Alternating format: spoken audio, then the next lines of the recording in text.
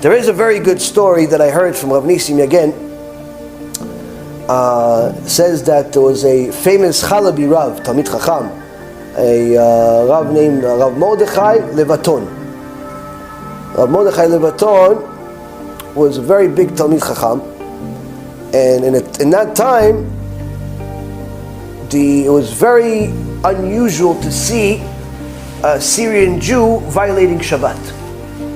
Very, very unusual. They were all religious.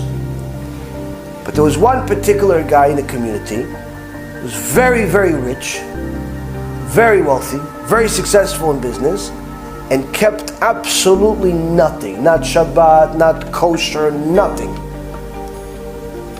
So one time, Rav Levaton came to him. He said, "Yeah, Binchi, my son, don't you understand that HaKadosh Baruch Hu wants you to do this? You have to keep Shabbat, you have to keep kosher, you have to keep this, you keep that." He says, "Listen, Rabbi, I appreciate it, but I like the way I live. I'm living okay. Everything is going well for me. What do I need to keep? I never kept mitzvot. Everything is going well. Look how much I have boats, I have this, I have that. What do I need to keep Torah for? For what?"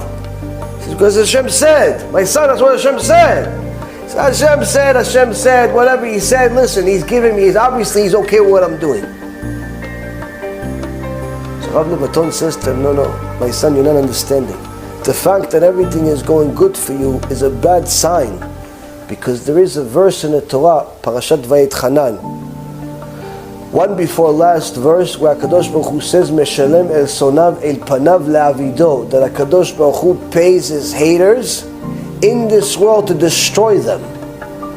So you're getting a lot of reward for something that you did, because HaKadosh Baruch Hu does not want you to even see His face, to see nothing in Olam HaBa. You're going straight to Gehenom. The rich guy, the cocky guy, says to the Rav with a mocking tone, says, "Rabbi, thank you, but I don't think you got it right. There's nothing for Hashem to pay me for. What did He give me all these money for? I never made a single mitzvah in my life. Never kept Shabbat, never kept kosher, I never did anything. So what are you saying He's paying me?" He says, Rav Levaton says to him, "You're wrong. See, maybe you didn't mean it, but when you were 8 days old, your parents circumcised you. So you have a mitzvah. Even though you didn't mean it, you have a mitzvah. And for that one mitzvah, HaKadosh Baruch Hu is giving you everything that you have. But He's going to destroy you if you don't do tshuva." This jokester says to the Rav, he says, "How about this, Rabbi? I'll sell you my Brit Milah mitzvah for $50. The Rabbi says to him, "Deal." They get a shtar iska, a real shtar iska, witnesses, they write a contract. I'm selling my Brit Milah mitzvah for 50 liras, $50, whatever it was, the currency at the time. Sign here, the rabbi signed, finished.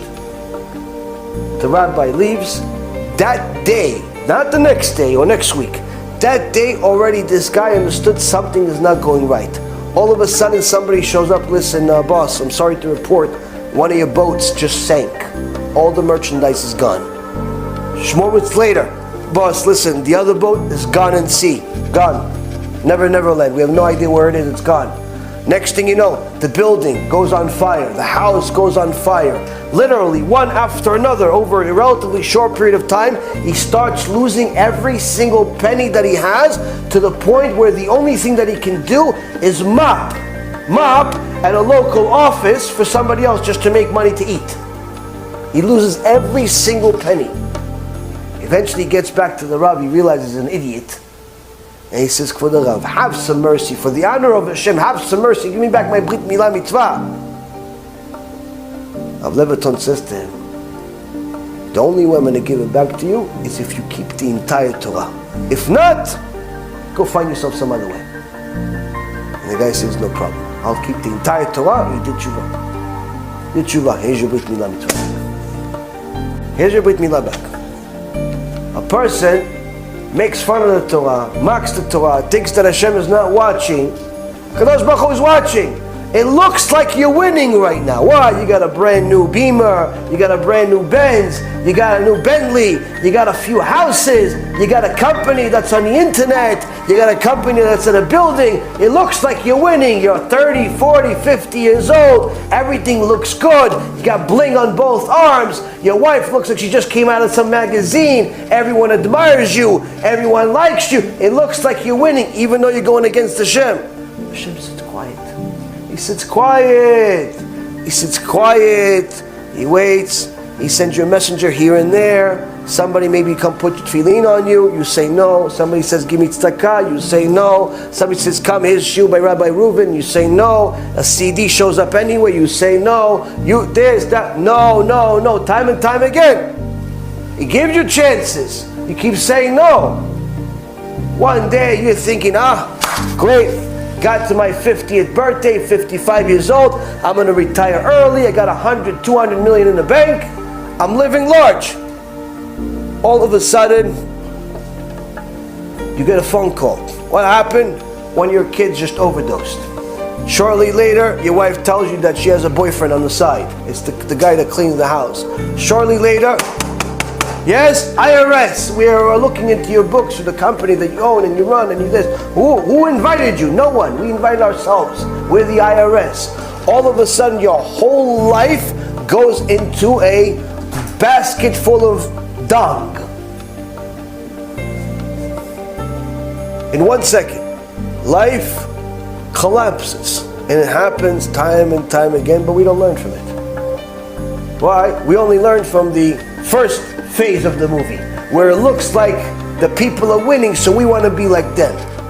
HaKadosh Baruch Hu sits silent and he says, my dear sons, my dear daughters, yes, there are a bunch of people that look like they're winning, even though they're going against me.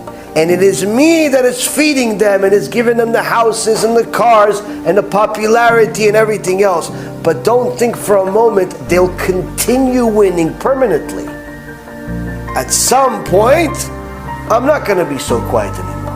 I'm going to give them chances in their own way, in their own time, and different things. And it's going to look like I don't care. But don't worry, I still run the world, I still pay attention, and at some point, everybody pays the bill. Everybody. So that attribute of Hashem is simply not possible for a human being to even comprehend. Little, needless to say, do. Because us, even if we're patient, we're not patient because we have some ultimate good behind it. We're patient to get our way in because we have to be. Perfect plan. The sweetest thing in the world is revenge. So we're willing to pretend like we're friends for 2 years until we find you in Venezuela at the airport. So that's what happens. That's what happens.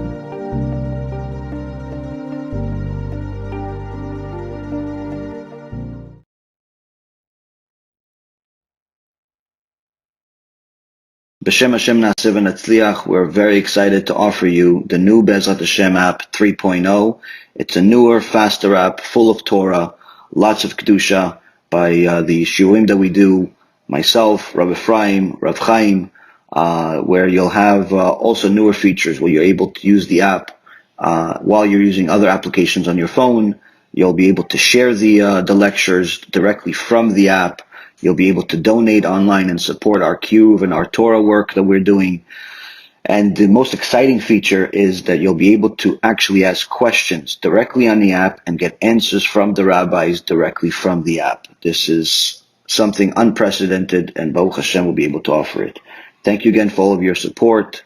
Check it out. Make sure you have the kosher Torah that will re-energize your neshama each and every single day. Call to B'chava Tzlacha.